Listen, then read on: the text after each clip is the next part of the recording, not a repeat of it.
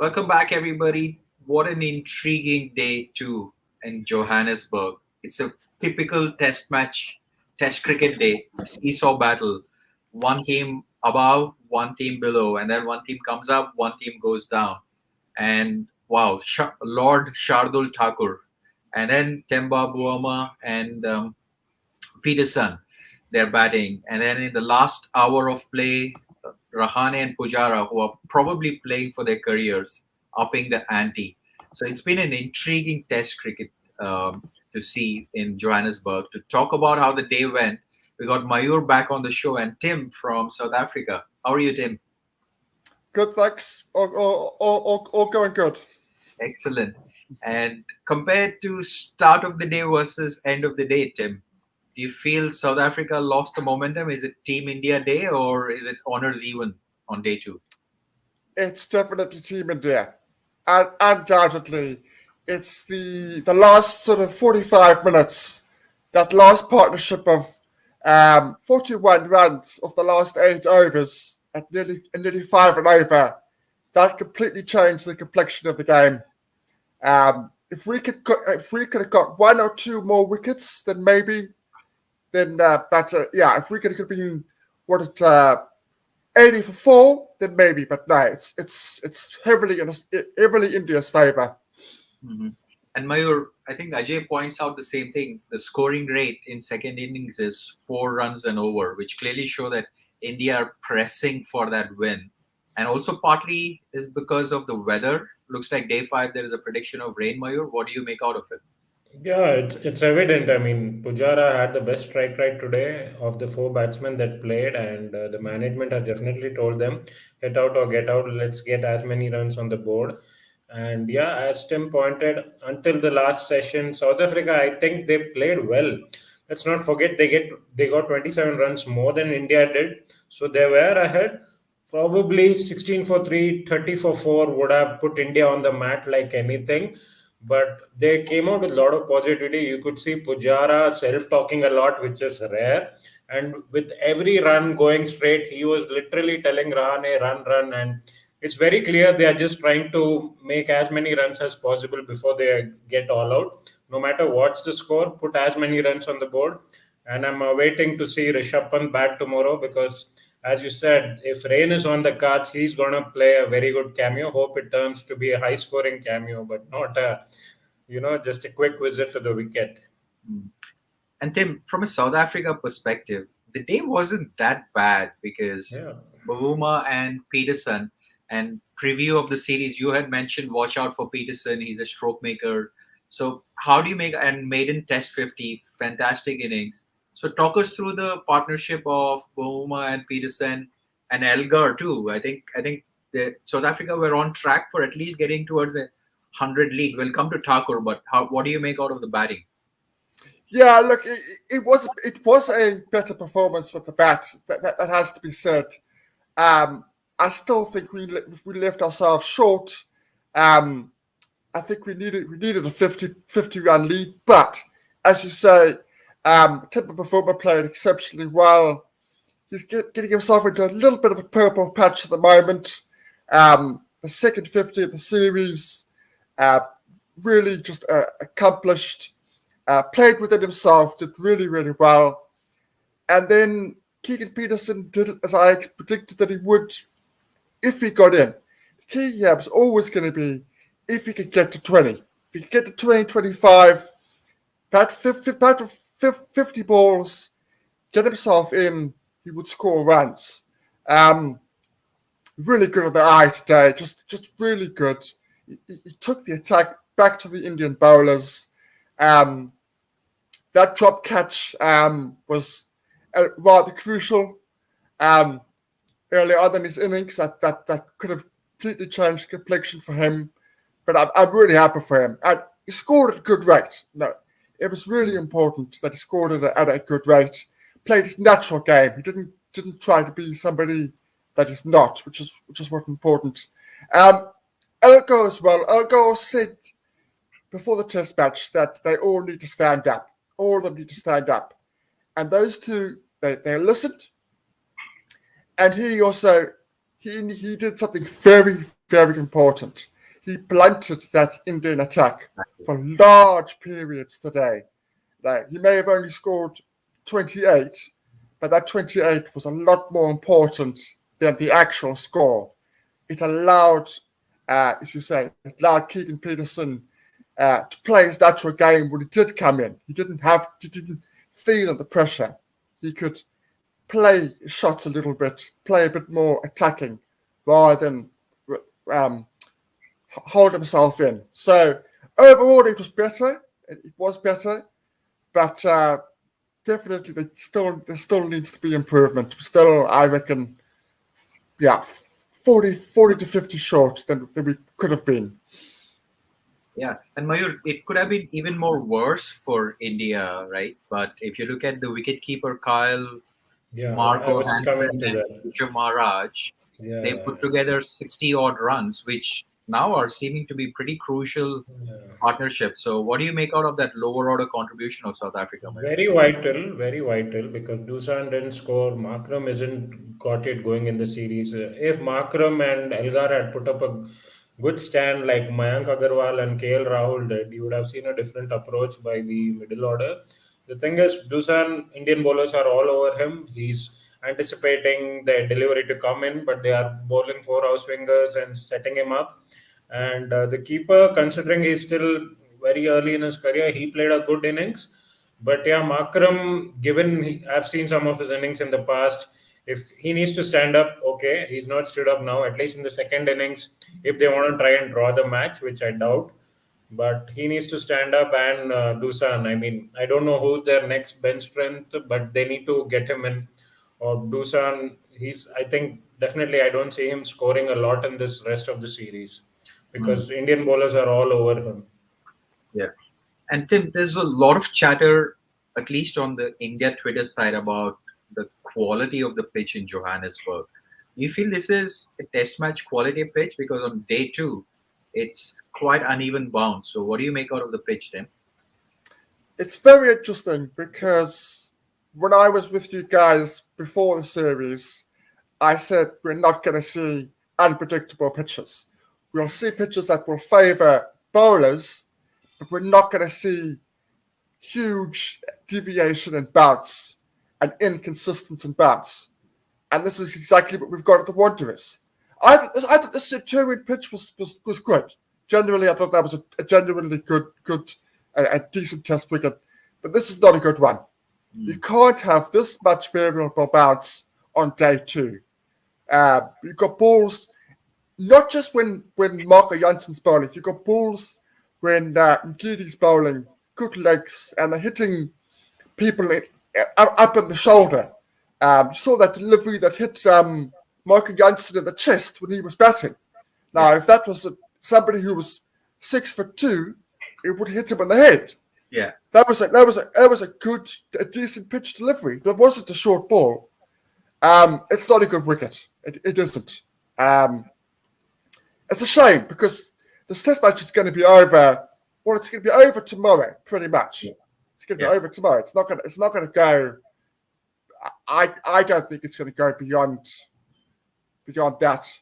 I really don't think it's going to go beyond that, which is a real shame. I thought it would be bouncier, but I thought it would be consistent. I thought it would be consistent bounce. So you would have consistent bounce like a lot of the Australian pitches. But no, it's not a good pitch. Definitely not. For the series' sake, Tim, we do want South Africa to win this so that Cape Town becomes a series decider. Oh, But we will see. Coming back to the most important portion, Lord Shardul Thakur. Tim, were you surprised with his 7 for? Were you expecting him to have an impact this series from a South Africa point of view? I wasn't. I was looking at, you look at your Bombers, you look at your Shammies. Shammy loves playing South Africa. Ashwin, world class. I just saw him as he's a decent pace bowler, and he'd be a useful backup to give Bumrah and Siraj and Shami rest.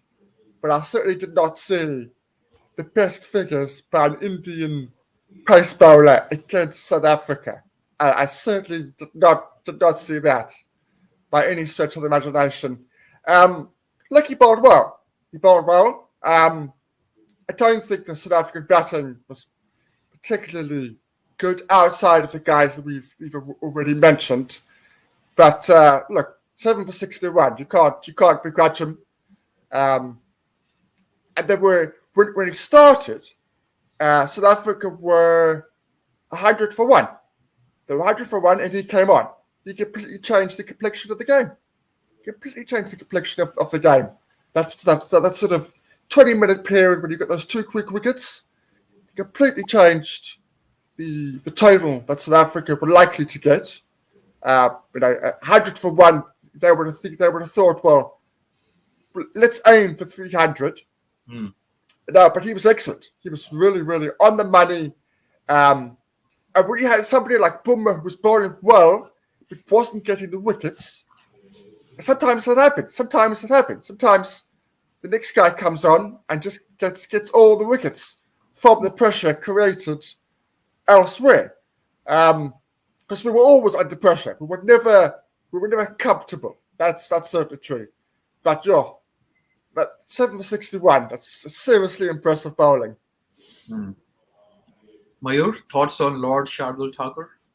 I mean, not completely a luck factor, but yeah, Bumrah, I think, was the most unlucky bowler today. Second over of the day, Petersen left a ball. It just missed the off stump by a whisker. That was the ball of the match for me, but it didn't get a wicket.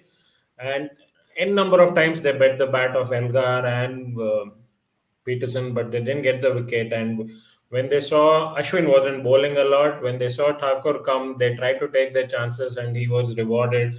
Of course, there were 3-4 deliveries that did something off the pitch. There was one batsman that nicked one to the slip. I think that was a good delivery. Maybe out of 7 wickets, 4 wickets is sheer luck, 3 wickets is out of his bowling line and length. But yeah, I mean, just call Sanjay Dubey. Last preview, he told that we'll keep Shardul Thakur out. Now let's see when is the next time they drop him. Let's get Dubey. Every time he picked a wicket, I'm like, where is Sanjay Dubey? Let's get him. Yeah, it's interesting combination, right? Especially with Siraj not 100% fit. I think he stood up. So, like Tim mentioned, it changed complete complexion of the game. Otherwise, we were looking at close to 100 lead of South Africa.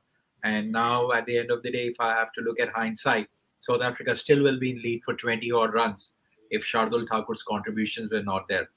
From an India point of view, KL Rahul captaincy, Tim, of course, Virat Kohli not playing is definitely a plus for South Africa. But what do you make of KL Rahul's captaincy so far in 2 days of Test cricket? Everything has been at 100 miles an hour in this Test match, so it's been quite difficult to judge captaincy potential. I have to be honest. I haven't noticed anything wrong. I didn't notice anything. That would be my biggest compliment. I didn't notice any strange decision makings in terms of bowling changes or field placings, but everything was happening so fast. Either through exceptional bowling where Elgar was just playing and missing for over and over and over and over, or whether we were losing clumps of wickets when we did at the end. Overall, I think he could be proud. His bowlers stood up. The bowlers never. They always knew they were in the game. That was the thing. Even at 100 for 1, they knew. Look, we're in here. We're in a chance. South African batting isn't great. We get 1. We're probably going to get 2. So the heads didn't drop, even though 100 for 1, 100 behind, with 9 wickets in hand. So yeah, I thought it was pretty good all round. And Mayur, what did you think? I think Tim is right.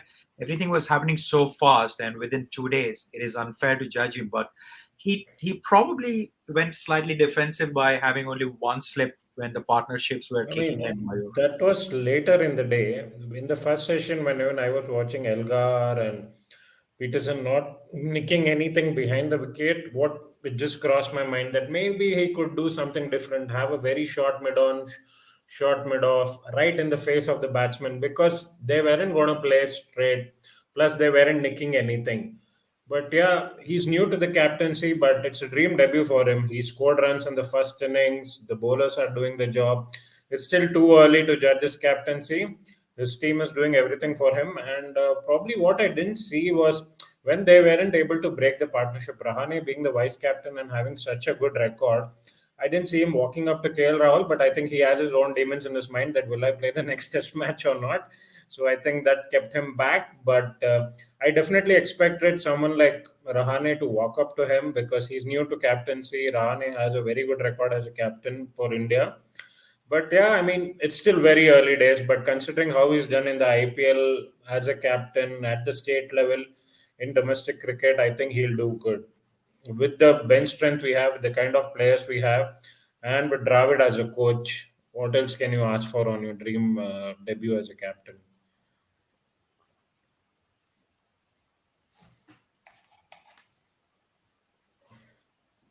Sorry, 83 ahead, Tim, with 3 more days to go and 8 wickets in hand. So, what's an ideal score on this kind of a pitch? What are you thinking? Is South Africa looking to chase or will look to feel comfortable to either drive a result or save the match? What we made wins the test match in the first innings. 220. I think 200, but I'll say 220. 220 wins the test match. Okay. Lead of 220 wins the test match. So you're looking at South Africa got 130 to play with. 130. And I think any more than that, then it's going to have to take an exceptional, world-class, quality innings from a special player like a Markham or Elgar just bat all day, just carry his bat while everybody else falls around him. I can't see anything more than 220. South Africa getting more than 220. Yeah. And we were talking off air, Tim. You were saying that if South Africa were ending up with the 12, 25, 30 lead and India, none for none going into day 3, you would have been comfortable. But that last hour of play or last 45 minutes of play between Pujara and Rahane is probably leaning towards India. But you're feeling pretty strongly that tomorrow the test match will get over, Tim?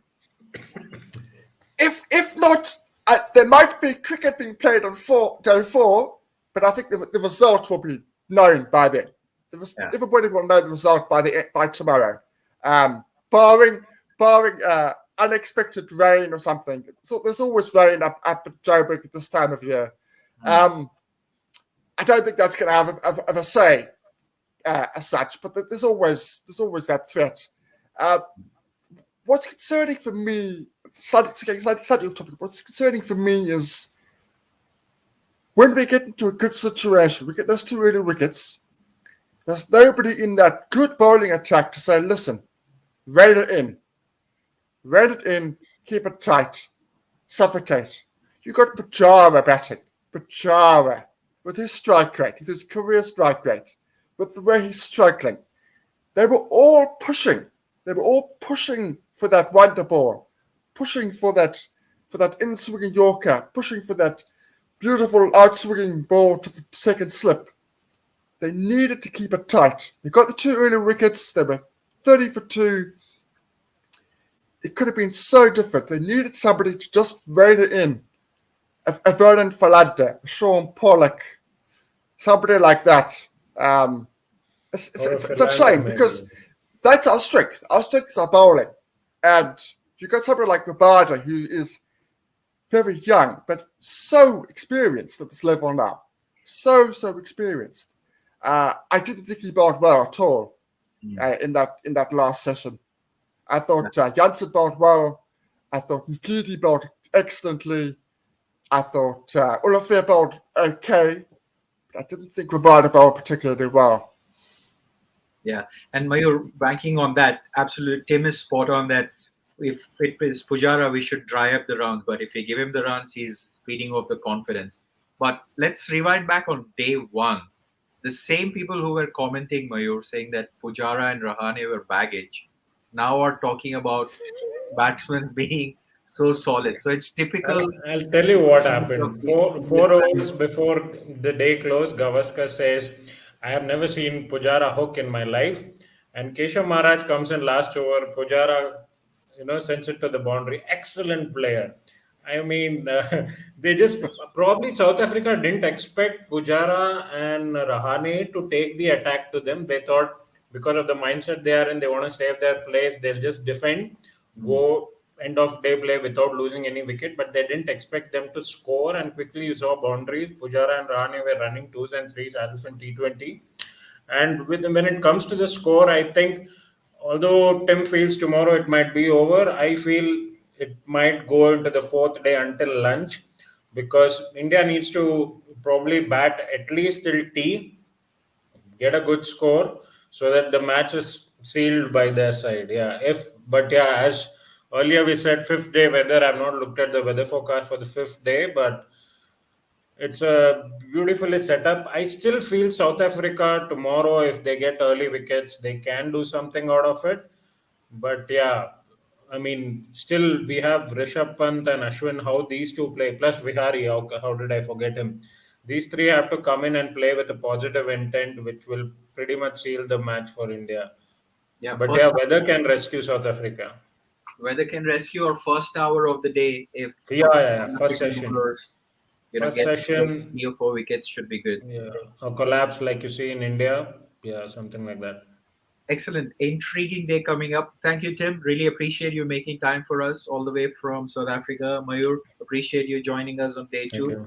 Hopefully, we'll see you tomorrow. For folks who are watching and engaging, thanks. And see you tomorrow and enjoy the rest of the day. Thank you, guys. See you. Thank Cheers. you.